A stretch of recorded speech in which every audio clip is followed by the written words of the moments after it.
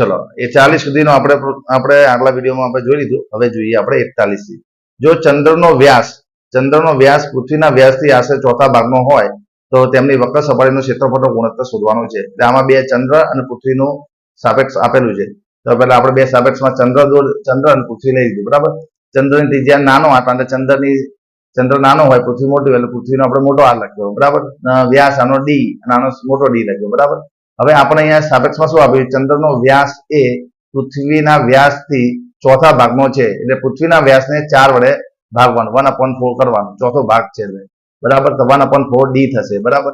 તો ડી એટલે વ્યાસ એટલે 2 ગુણ્યા ત્રિજ્યા, 2 ગુણ્યા ત્રિજ્યા. આની ત્રિજ્યા, ચંદ્રની ત્રિજ્યા નાનો આર છે, પૃથ્વીની ત્રિજ્યા મોટો આર છે. આર 2 ઉડી ગયા, 4 સામે જશે એટલે આર બરાબર 4r થશે. કેટલા થશે? 4r. હવે ચંદ્રની વક્ર સપાટીનું ક્ષેત્રફળ અને ગોળાની પૃથ્વીના વક્ર સપાટીનું ક્ષેત્રફળ, બંને આકાર કેવો છે? ગોલક આકારનો છે. બરાબર. તો બંનેનું સૂત્ર શું આવે? 4πr². આનું શું થશે? 4πr². આની ત્રિજ્યા નાનો આર, આનો ત્રિજ્યા મોટો આર.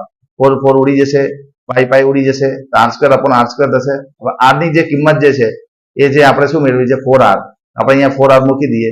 4 નો વર્ગ શું થશે? 16. અને r નો r² 16 ઉડી જાય એટલે ઉપર કઈ ના વધે એટલે 1. તો 1/16. તો આનું ગુણોત્તર શું હશે? 1/16. બરાબર છે. ચલો હવે એના પછી 42માં જોઈએ. 42માં લખેલું છે અર્ધગોલક વાસણની ત્રિજ્યા આપી છે, r આપેલો છે, અને સમાઈ શકે તેવું પાણીનું ઘનફળ શોધો. અર્ધગોલકનું શું લેવાનું? ઘનફળ. તો આ અર્ધગોલક વાસણ આ રીતનું હોય. બરાબર. એમાં ત્રિજ્યા આપણને આપેલી છે 3.5 સેન્ટીમીટર આપણને આપેલી છે. બરાબર છે. હવે એનું ઘનફળ શોધવાનું છે. અર્ધગોળાકાર વાસણનું ઘનફળનું સૂત્ર શું આવે? 2/3πr નો ઘન. r ની જગ્યાએ 3.5 નો ઘન, 35/10, 35/10 3 વખત લખવાનું. 7 × 5 = 35, 5 × 10 0 ઉડી ગયા. 22 × 35 × 35 3 × 100 3 × 100 22 × 35 એટલે 770 થાય એટલે 0 0 ઉડાઈ દો. 70 × 35 અને 3 × 10 આ બંનેનો ગુણાકાર કેટલો થશે? 2695. એને 30 વડે ભાગી એટલે 89.83 3 3 3 આવશે એટલે સેમી ઘન આવશે. એટલે 89.8 બી લખાય. આશરે લખવું હોય તો 89.8 સેમી ઘન પણ તમે લખવું હોય તો લખી શકાય. બરાબર છે. ચલો હવે 43માં જોઈએ. શંકુની ઊંચાઈ કેટલી છે? 21 સેમી. ત્રાસી ઊંચાઈ કેટલી છે? 28 સેમી. બરાબર છે. શંકુની ઊંચાઈ કેટલી છે? 21. ત્રાસી ઊંચાઈ 28 સેમી. તો ઘનફળ શોધો. હવે r અહીંયા h આપ્યું છે, l આપ્યું છે, તો આપણે શું શોધવું પડશે? r શોધવું પડશે. બરાબર. તો સંબંધ પ્રમાણે l² = h² + r². તો l નો સ્ક્વેર 28 નો વર્ગ, h² 21 નો વર્ગ, 784 - 441 એટલે 343. હવે આપણે r ની કિંમત કેમ નહીં મેળવતા? કારણ કે ઘનફળના સૂત્રમાં 1/3πr² જ આવે, તો આપણે r² જ રહેવા દઈએ. આનું વર્ગમૂળમાં મથવાની જરૂર નથી. શંકુનું ઘનફળનું સૂત્ર શું છે? 1/3πr². r² ની કિંમત આપણે અહીંયા મૂકી દઈશું. પાઈ ની કિંમત 22/7 અને h આપણે 21 આપણે આપેલા છે. 7 × 21 ઉડી ગયા. 22 × 343 કરો એટલે 7546 સેમી ઘન. આમાં સમય પણ બચશે અને જવાબ બી આવી જશે. બરાબર. ચલો 44માં જોઈએ આપણે. જોકરની ટોપી લંબવર્તુળીય શંકુ આકારની છે. ત્રિજ્યા આપેલી છે, ઊંચાઈ આપેલી છે, 10 ટોપી બનાવવાની છે. r અને h આપે તો આપણે l શોધવો પડશે, કારણ કે કાગળનું ક્ષેત્રફળ શોધવાનું છે. તો r અને h આપેલો છે એટલે l શોધવા માટે l² = h² + r². 24 નો વર્ગ 576 થાય, 7 નો 49 થાય, બંને સરવાળે 625. 625 નું વર્ગમૂળ શું થાય? 25 સેમી. એટલે તમને l મળી ગયો. હવે 10 ટોપીનું આપણે સાથે જ શોધી દઈએ. વપરાતા કાગળનું ક્ષેત્રફળ 10 × πr_l. πr_l. પાઈ ની કિંમત 22/7, r એટલે 7 ને l બરાબર શું છે? 25. 7 7 ઉડી ગયા. 22 × 25 કેટલા થાય? 550. 550 × 10 એટલે 5500 સેમી સ્ક્વેર. ચલો 45માં જોઈ લઈએ. એક લંબવૃત્તીય શંકુનું ઘનફળ 48 પાઈ આપ્યું છે. ઘનફળ આપી દીધું છે. ઊંચાઈ 9 સેમી આપી છે. તો પહેલા તમને શું મળશે? ત્રિજ્યા મળશે. ત્રિજ્યા પરથી તમને શું મળશે? વ્યાસ. ચલો ઘનફળ આપેલું છે, ઊંચાઈ આપી છે, ત્રિજ્યા મળશે, પછી તમને શું મળશે? વ્યાસ. ચલો 1/3πr² સૂત્ર આવશે. ઘનફળ આપ્યું છે 48 પાઈ, 1/3πr² અને h ની કિંમત 9. ચલો આમાં 3 ઉડાવો એટલે 3 વધશે. પાઈ બંને બાજુ ઉડાવી દો સામે બાજુ. તો r² = 48/3. 48/3 એટલે 16. 16 નું વર્ગમૂળ શું થાય? 4. તો વ્યાસ શું આવશે? 2 × 4 4 દુ 8 સેમી. બરાબર. હવે ચલો 46માં જોઈએ. 46માં દાખલામાં શું આપેલું છે? કાટકોણ ત્રિકોણમાં 3 બાજુનું માપ 5, 12 અને 13 આપેલું છે. 12 સેમી લંબાઈ વાળી બાજુની આસપાસ પરિભ્રમણ કરવામાં આવે તો બનતા શંકુનું ઘનફળ શોધો. હવે ત્રિકોણની બાજુ 12 સેમી ને આધાર રાખીને, એટલે જો આખો ત્રિકોણ દોર્યો 5, 12 અને 13, 12 સેન્ટીમીટર જે ધાર છે ને એને પકડીને આમ આખું આને ફેરવવાનું છે. આમ પત્તાને આવી રીતે ફેરવશો ને તમે, આવી રીતે આમ ઘુમાવશો ને એટલે શંકુ બનશે. આમ ત્રિકોણ છે, કાટકોણ ત્રિકોણ, પણ તમે 12 સેન્ટીમીટર બાજુને આપણે લઈને 4-5 સેન્ટીમીટર આમ આવે તો સી ને ફેરવશો, અહીંયા આવે એને સી ડેશ કહેવાય. આખું ફરીએ ને આ સી ની આ પોઝિશન આવે, પાછું અહીંયા આવે, અહીં તો ફરશે એટલે આ શું બનશે? શંકુ બનશે. એટલે એની ઊંચાઈ કેટલી થશે? 12. ત્રિજ્યા કેટલી થશે? 5. બરાબર. આની કઈ જરૂર પડશે નહીં. બરાબર. તો પરિભ્રમણ આવી રીતે કરવાનું છે. તો બનતા શંકુનું ઘનફળ 1/3 પાઈ આર સ્ક્વેર એચ. આર કેટલા છે? 5. એચ છે 12. તો 3 ચોક 12, 25 ચોક 100, 100 પાઈ, પાઈની કિંમત 3.14 એટલે 314 સેમી ઘન થશે. બરાબર છે. અહીંયા ભૂલ છે, સુધાર દેજો. 300 સેમી ઘન તમારો જવાબ આવશે, આ આવશે નહીં. બરાબર. ચલો, શંકુની વક્ર સપાટી ક્ષેત્રફળ 3.8 સેમી સ્ક્વેર આપ્યું છે. ત્રાંસી ઊંચાઈ એલ બરાબર 14 સેમી આપ્યું. તો પાયાની ત્રિજ્યા આર શોધવાનું, કુલ સપાટીનું ક્ષેત્રફળ શોધવાનું કીધું છે. બરાબર. અહીંયા થોડી ભૂલ છે, સુધાર દેજો. 3.8 ના આવે, રકમમાં સુધારો કરજો. 308 સેમી સ્ક્વેર આવે. પ્રિન્ટિંગ મિસ્ટેક છે એટલે હવે પોઈન્ટની જગ્યાએ 0 ની જગ્યાએ પોઈન્ટ થઈ ગયો છે, એ થોડું ધ્યાન લેજો. આટલું રકમ અંદર સુધારી દેજો. બરાબર. હા, હવે એલ બરાબર 14 સેમી આપ્યું છે. એલ બરાબર 14 સેમી આપ્યું છે. હવે પાઈ આર એલ, સૂત્ર શું છે? પાઈ આર એલ.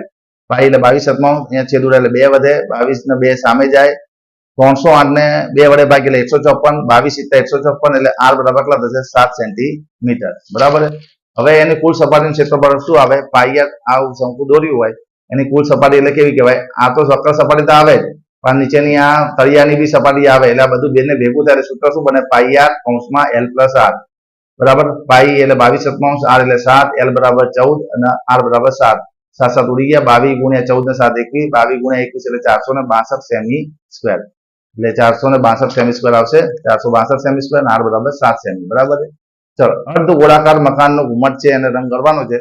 એનો પરિઘ આપ્યો છે, પરિઘ આપણને આપ્યો છે, ક્ષેત્રફળ નથી આપ્યું, ધ્યાન રાખજો. પરિઘ આપ્યો છે અને ખર્ચ શોધવાનો છે આપણે. બરાબર. તો આવી રીતે અર્ધ ગોળાકાર ઘુમટ છે આવો મકાનમાં, તો એનો પરિઘ આપણે આ સપાટી આપી છે. બરાબર. પરિઘનું સૂત્ર શું કહેવાય? વર્તુળનો પરિઘનું સૂત્ર શું આવે?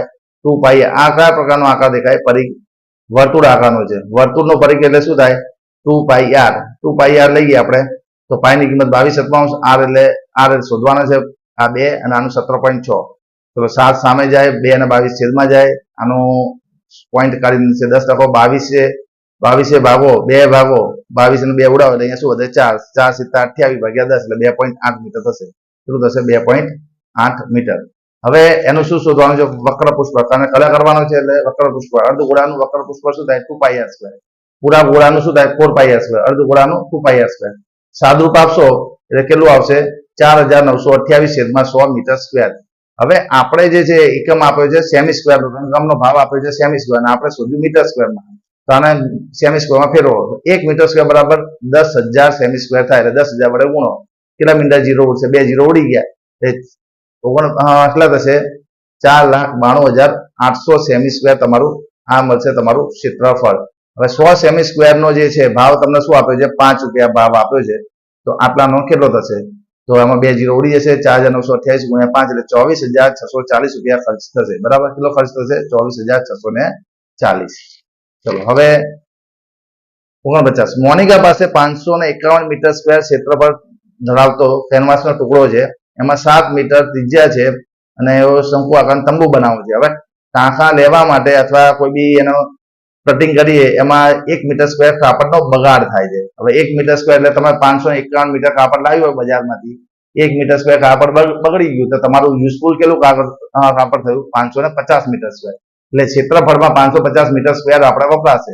ત્રીજી આપણે 7 આપી છે. શંકુની વક્ર સપાટી ક્ષેત્રફળ પાઈ આર એલ થાય. બરાબર. હવે એલ આપણી જોડે છે, તો એલ મેળવવો હોય તો પેલા અહીંયા કિંમતમાં પાઈ એટલે 22/7, આર આપણે 7 આપી દીધા છે. આ 550 છે. 550 7 7 ઉડી ગયા. 22 વડે ભાગીએ એટલે 25 મીટર. હવે ઘનફળ શોધવું હોય તો આપણે એચ શોધવો પડે. તો એલ આવી ગયો છે, આર આવી ગયો છે. તો એલ સ્ક્વેર બરાબર h સ્ક્વેર વત્તા આર સ્ક્વેર. 625 માં 49 576 એટલે એચ બરાબર શું આવે? 24 મીટર. હવે તંબુનું ઘનફળ શોધવાનું છે. શંકુ આકારનું છે. કેવું આકારનું છે? શંકુ આકારનું. તો 1/3 પાઈ આર સ્ક્વેર એચ. પાઈ એટલે 22/7, આર એટલે 7 × 7, એચ બરાબર 24. 3 ઉડાઈ ગયા 8 વધ્યા, 7 7 ઉડી ગયા. 22 × 7 154, 154 × 8 એટલે 1232 મીટર ઘન તમારું ઘનફળ થશે. બરાબર. ખાસ અહીંયા ધ્યાન રાખવાનું, 551 મીટર સ્ક્વેર માંથી 1 મીટર સ્ક્વેરનું કાપડ બગડે છે એટલે દાખલામાં ઉલ્લેખમાં તમારે 550 મીટર સ્ક્વેર લેવાનું રહેશે. બરાબર. ચલો, 50મો. એક ગોળાકાર ફુગ્ગામાં હવા ભરવાથી ત્રિજ્યા 7 સેન્ટીમીટરથી વધીને 14 સેન્ટીમીટર થાય છે. પહેલી પરિસ્થિતિમાં ત્રિજ્યા કેટલી હતી? 7 હતી. બીજી પરિસ્થિતિમાં 14 સેમી થઈ. તો બંનેના ક્ષેત્રફળનો ગુણોત્તર શોધો. પરિસ્થિતિ 1 અને પરિસ્થિતિ જુઓ. પહેલી પરિસ્થિતિમાં આ હતી, બીજી વધીને આ થઈ ગઈ. તો પરિસ્થિતિ 1 ના ફુગ્ગાની વક્ર સપાટીનું ક્ષેત્રફળ, 2 માં ફુગ્ગાની વક્ર સપાટીનું ક્ષેત્રફળ. ફુગ્ગો કેવો હોય? ગોળાકાર હોય. બરાબર. તેનું ક્ષેત્રફળ 4πr1 સ્ક્વેર 4πr2 સ્ક્વેર. 4π ઉડી જશે. r1 square upon r2 square. r1 ની માપ છે 7, r2 નું માપ છે 14. 7 ગુણ્યા 7 એટલે 7 દુ 14, 7 દુ 14 ઉપર 1 વધે તો 2 દુ 4, 1/4. તો ગુણોત્તર શું આવશે? 1/4. Best of luck. તમારે પૂરેપૂરા 18 માંથી 18 ગુણ આવે સેક્શન સી માં, અને વિભાગ ડી આવતા વિડીયોમાં મૂકીશું અને એની IMP જે હશે એવા દાખલા ગણાઈશું.